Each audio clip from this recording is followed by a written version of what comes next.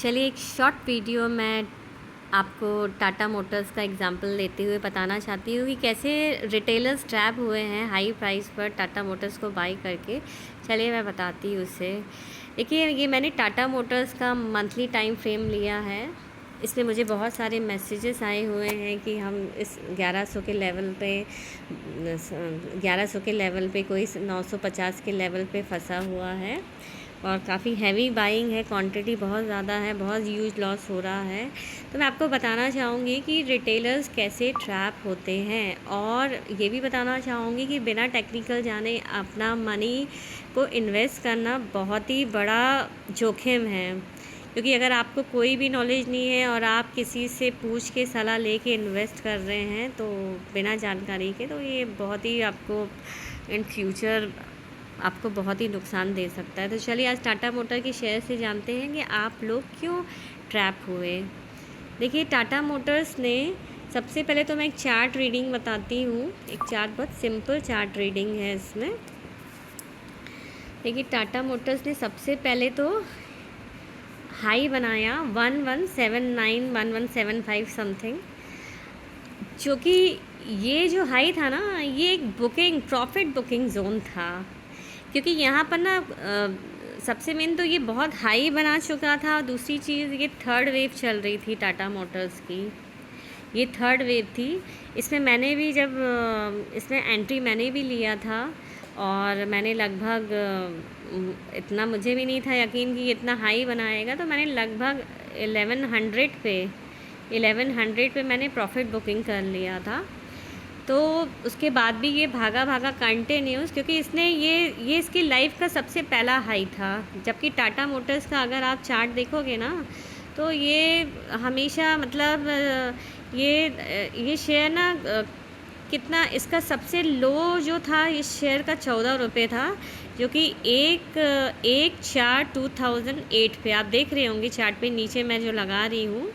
और ये लिस्ट हुआ होगा एनएससी में मतलब 1 जनवरी 2007 में लिस्ट हुआ होगा। उसके बाद ये फॉल होके 2008 में ये फॉल हुआ। इसकी लिस्टिंग कुछ 161 रुपीज़ पे हुई होगी और देन ये फॉल हुआ 11 रुपये पे आया, है ना। फिर उसके बाद ऐसे करते करते इसने, देखिए, फिर ये हाई बनाया, फिर ये नीचे गया, फिर ये हाई बनाया, फिर इसने डबल टॉप किया, डबल टॉप करने के बाद फिर ये नीचे आया। अब अगर ध्यान से चार्ट पैटर्न को देखेंगे तो इसने एक इन्वर्टेड हेड एंड शोल्डर बनाया था, जहाँ मैंने एंट्री लिया था। खैर मैंने अब प्रॉफिट इसमें बुक कर लिया था उस समय।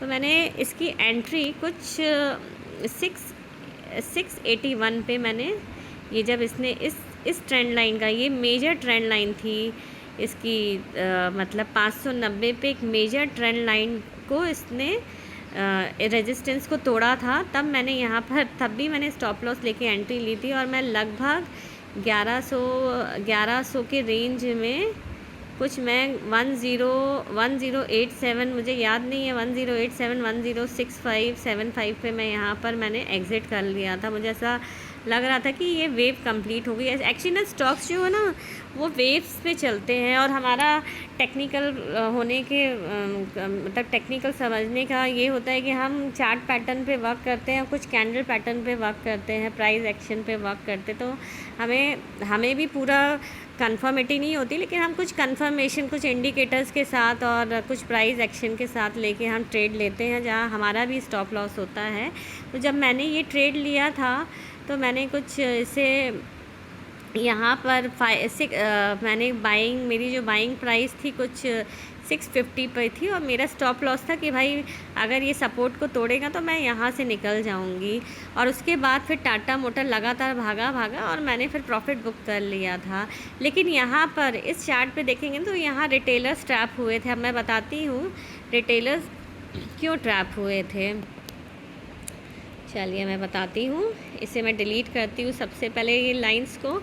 अब देखिए, जैसे कि मैंने बताया कि कोई भी स्टॉक ना एक वेव्स में चलते हैं, जैसे समंदर की लहरें होती हैं ना, बस उसी तरह से जब समंदर की लहरें धीरे धीरे बढ़ती है तो साथ साथ हम भी आगे जाते हैं। और जैसी समंदर की लहरें समुद्र की लहरें जब बहुत ऊपर जाती तो हम क्या करते हैं, दूर हो जाते हैं, जल्दी से हम दूर जाते हैं ताकि हम उसमें डूब ना जाए। तो शेयर मार्केट भी ना वेव्स की तरह चलता है और इसमें भी जो वेव्स यूज़ होती हैं वो फिज़िक्स में हमने पढ़ा था, एलियट वेव। अगर आपने एलियट वेव थ्योरी पढ़ी होगी तो यहाँ पर भी वही अप्लाई होती है। देखिए यहाँ आप देख सकते हो इस चार्ट में कि यहाँ देख सकते हो ये लहरों की तरह, देखो ऊपर गया नीचे आया, ऊपर गया नीचे आया, फिर उसके बाद बहुत ज़बरदस्त उछाल आया। तो देखिए कितनी बड़ी वेव आई।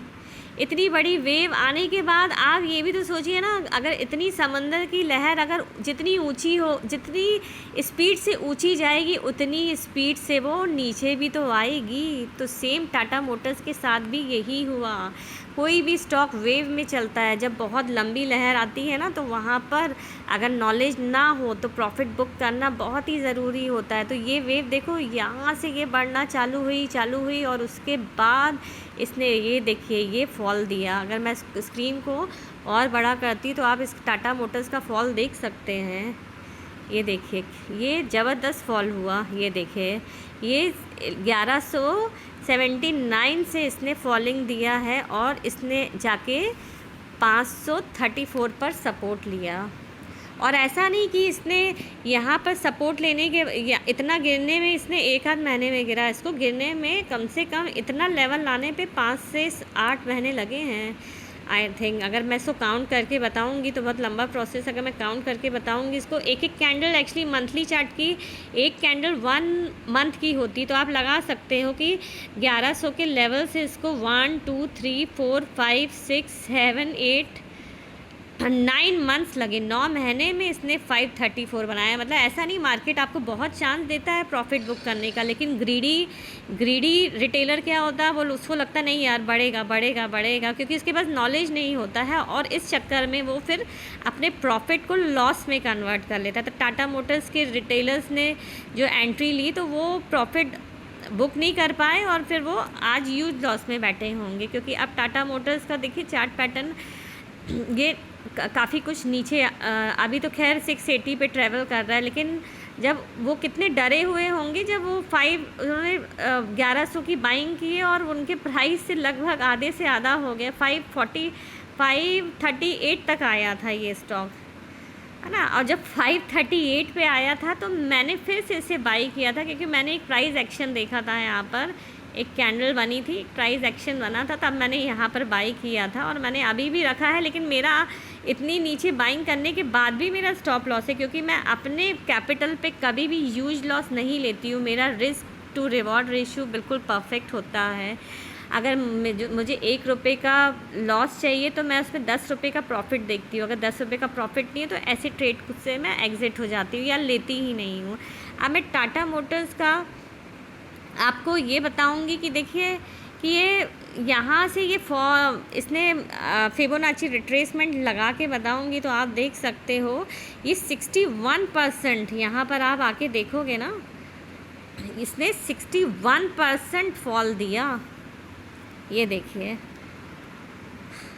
आप यहाँ पर देख सकते हैं, देखिए यहाँ पर देखिए 61%, तो 61% फॉल दिया। और 61% जो है ना फिबोनाची का बहुत ही ज़बरदस्त लेवल है बाय करने के लिए। वैसे तो सबसे गोल्डन रेशियो होता है 23% और 38%, लेकिन 61% बहुत ही अच्छा रेशियो है बाय करने के लिए। तो कुछ ये भी मेरा लॉजिक था बाय करने का। और दूसरी चीज़, अगर कोई भी स्टॉक 61 से नीचे आता है तो मतलब फिर उसमें कुछ गड़बड़ी है, कुछ कंपनी को यूज लॉस हो रहा है या something like that. But Tata Motors का 61% रिट्रेस हुआ, उसके बाद अभी वो ऊपर जो चल रहा है वो 681 पे चल रहा है। तो मतलब रिकवरी आ रही है, जा रही है। अभी तो फ़िलहाल मैं अगर आपको बोलूँगी तो मैं आपको कोई सजेशन नहीं दूंगी बाय करने का, लेकिन जो लोग लेवल पे फंसे हैं मैं उनके लिए मैंने ये स्पेशली वीडियो बनाया है कि कैसे रिटेलर्स को ट्रैप किया जाता है। उन्हें हाई दिखा के कि 1200 तक जाएगा, 1200 तक जाएगा, वो 11 बहुत बड़े बड़े लेवल पे फंस जाते हैं।